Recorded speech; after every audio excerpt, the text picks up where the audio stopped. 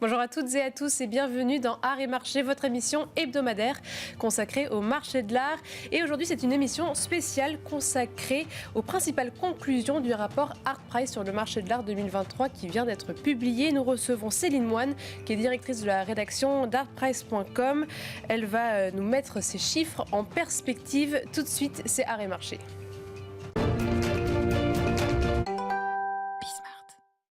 Artprice vient de publier son rapport annuel sur le marché de l'art 2023. Nous en faisons donc une édition spéciale et Céline Moine, directrice de la rédaction d'artprice.com, est notre invitée pour mettre ces chiffres en perspective. Bonjour, merci beaucoup Céline Moine d'être avec nous.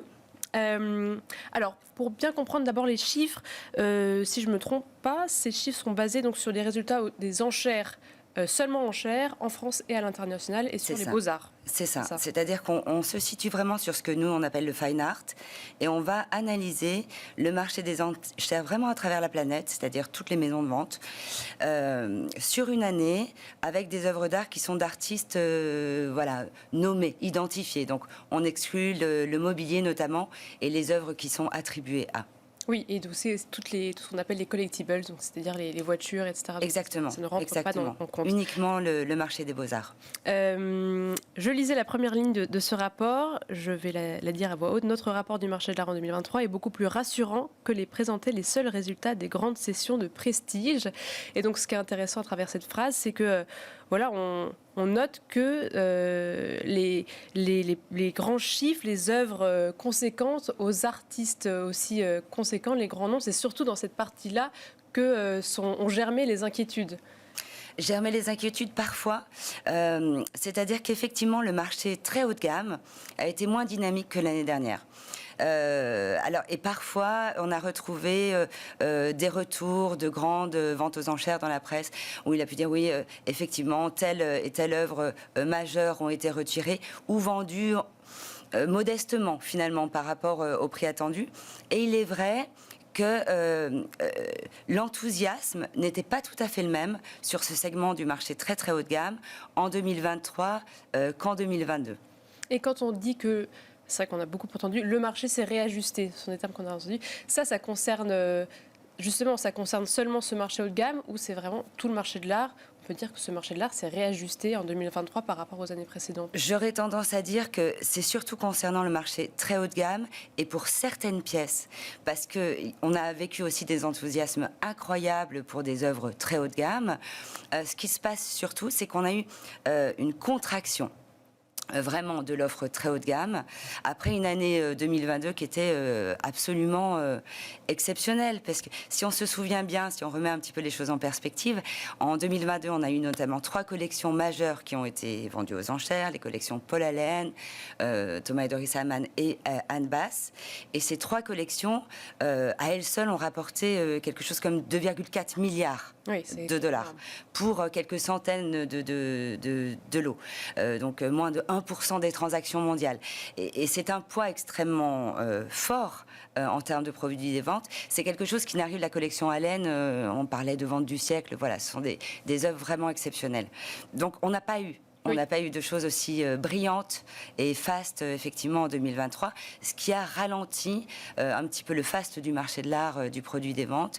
Et parallèlement, on a aussi quelques enchères sur des œuvres majeures qui ont été un petit peu timides. Voilà. Oui, et pourtant, on a quand même eu des performances extraordinaires, comme le Picasso Femme à la montre, etc., plusieurs clins. Donc ça veut dire quand même que les œuvres majeures attirent toujours forcément les plus grands collectionneurs, mais quand on reste sur le marché haut de gamme et peut-être un peu moins éclatant, là on est un peu plus timide. Donc c'est ça. Effectivement, il y a peut-être moins d'achats à tout prix. D'accord. Quelque chose de plus mesuré, de plus raisonné sur le marché très haut de gamme en 2023. Cela dit, des résultats magnifiques quand les œuvres sont vraiment capitales. Effectivement, les grands collectionneurs de la planète sont mobilisés et on a tout de même enregistré 2 œuvres qui sont parties à plus de 100 millions de dollars. sur l'année 2023. Donc le Picasso La femme à l'amande dont vous parliez, et puis un Klimt magnifique qui a fait le record d'adjudication en Europe l'année dernière. Et donc sur les conclusions, on a quand même donc un CA mondial à 14,9 milliards. Et oui, et aussi un nombre assez fort de transactions. C'est ça qui était assez remarquable cette année. Ce qui est très beau, c'est que c'est un record dans l'histoire du marché de l'art. Effectivement, on a donc ce marché haut de gamme qu'on peut regarder un petit peu à part. Et l'année dernière, enfin en 2022 plutôt, on a eu un record avec 24 adjudications à plus de 50 millions de dollars. On a eu 6 en 2023. Donc voilà, de ce point de vue-là, ça a baissé. Par contre, on progressait le nombre de transactions, c'est-à-dire qu'on n'a jamais vendu autant d'œuvres d'art sur la planète que l'année dernière, et notamment sur le segment intermédiaire, les œuvres entre 100 000 et 1 million de dollars, et sur les œuvres très très abordables, à moins de 1 000 dollars. Qui sont toujours les œuvres très abordables. En fait, vous disiez, c'est 50% des lots vendus sont à moins de 700 dollars. C'est ça. Finalement, c'est là. Et qu'est-ce que ça dit, en fait, ce record de transactions? Qu'est-ce que ça veut dire du marché? Ça dit qu'il y a beaucoup d'enthousiasme et qu'il y a de plus en plus d'acheteurs. Effectivement, depuis qu'on a digitalisé de plus en plus après le Covid, etc., on a eu vraiment... tout a été mis en œuvre pour faciliter les transactions digitales, et c'est quelque chose qui est acquis depuis.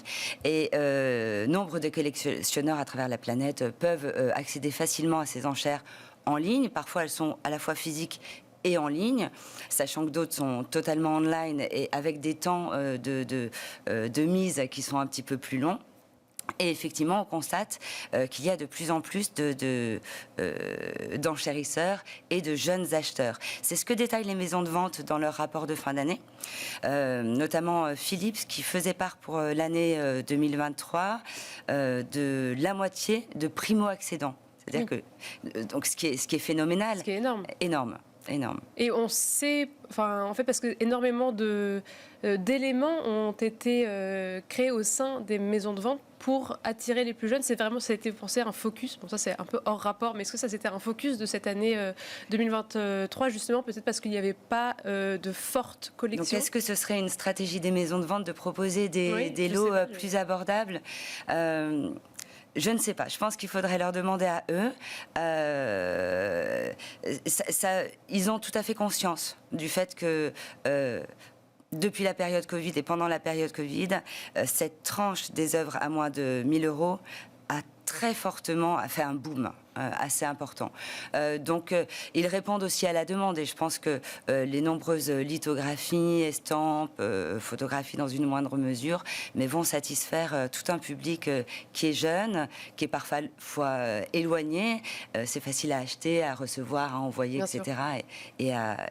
Et à acheter également. Et malgré donc certaines baisses qu'on remarque, certains secteurs en revanche sont des belles surprises. C'était vos mots quand vous parlez de ce rapport, ce sont des belles surprises. De quel secteur vous vouliez parler? Alors effectivement, moi je trouve très beau la façon dont le marché s'ajuste pour les artistes femmes. Et c'est quelque chose que l'on suit depuis quelques années. D'accord. Et on se rend compte que l'éclosion, on va dire, du marché des femmes se joue à plusieurs niveaux. On le voit au niveau du produit des ventes, du résultat, du volume d'affaires pur, qui est très bon, c'est-à-dire qu'il est à 1,3 milliard de dollars cette année, et donc il est stable par rapport à l'année dernière. C'est-à-dire que contrairement à un marché qui a plutôt tendance à ralentir légèrement en moyenne mondiale, celui des femmes, lui, se maintient très très bien.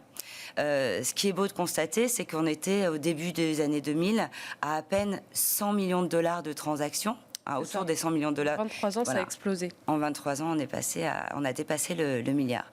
Ça, c'est la première chose. La deuxième, c'est le niveau de transaction. C'est-à-dire que les ventes vraiment paraissent ciblées beaucoup plus sur des œuvres réalisées par des femmes, et on atteint là aussi un record. C'est-à-dire qu'il va y avoir des œuvres à thématiques spécifiques pour les femmes, ou quand vous dites ciblées, alors, ciblées, c'est-à-dire que je pense que le travail se fait sur plusieurs niveaux. On remarque qu'à la fois les historiens de l'art, les institutions, les musées et tous les acteurs du marché de l'art, que ce soit les maisons de vente ou même certains collectionneurs, valorisent, donnent de plus en plus de visibilité via des expositions pour les musées par exemple. C'est quelque chose que l'on voit vraiment éclore depuis quelques années. Les galeries également. Et puis les maisons de vente qui font attention vraiment à la part du féminin dans les catalogues et qui, lorsqu'elles débriefent des résultats de vente, mettent aussi en avant les belles performances des artistes femmes lorsqu'elles ont lieu. Oui, ce qui est intéressant, c'est que c'est tout le marché, tous les acteurs, tous les professionnels de ce secteur qui vont travailler ensemble pour réhabiliter, pour faire ce travail de recherche historique, et donc ça va se voir au niveau des institutions, mais aussi des ventes aux enchères. Et forcément, du coup, ce qui est chouette à voir, c'est que les acheteurs sont réceptifs. Ils sont réceptifs, ils sont mobilisés. On a même certains acheteurs qui prennent en considération plus qu'auparavant, le fait d'inclure à leur collection des artistes femmes. Disons qu'on sent qu'ils y prêtent parfois plus attention. C'est pas un mouvement général, mais tout de même, on sent que les choses bougent énormément de ce point de vue-là. Et je pense que s'il y avait vraiment une tendance du marché de l'art aujourd'hui, ce serait celle-ci, ce serait ce gain de visibilité et ce travail de revalorisation aussi des artistes femmes, et qui concerne toutes les périodes, aussi bien les artistes de l'art ancien, avec des nouveaux records qui sont enregistrés sur toutes les périodes de création.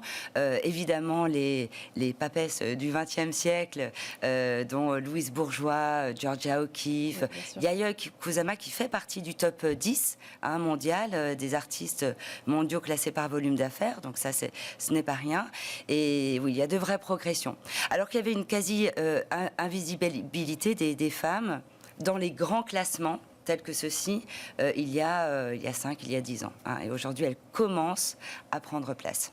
Et pour terminer sur cette interview, je voulais parler aussi d'une grande progression des artistes indiens. C'est une zone, vrai, qui se développe extrêmement fortement, extrêmement rapidement. Le marché asiatique nous réserve chaque année des surprises différentes. C'est-à-dire que l'année précédente, en 2022, on a ressenti vraiment un boom du côté des artistes coréens, avec un marché qui s'est vraiment réveillé de ce côté, et du côté des artistes japonais, du marché japonais. Et cette année, c'est le marché indien qui se porte très très bien, puisqu'il affiche une progression de plus 76% en termes de produits des ventes, après une année qui était déjà une année record. Et donc c'est un marché local qui paraît très sain, avec des artistes indiens qui sont supportés par les collectionneurs locaux, et avec des très beaux taux de réussite de vente et de nouveaux records pour des artistes hommes et pour des femmes. Eh bien, merci beaucoup Céline Moine. Je rappelle que vous êtes directrice de la rédaction d'artprice.com. Merci à vous. Et quant à nous, on se retrouve la semaine prochaine pour un nouveau numéro d'Art et Marché.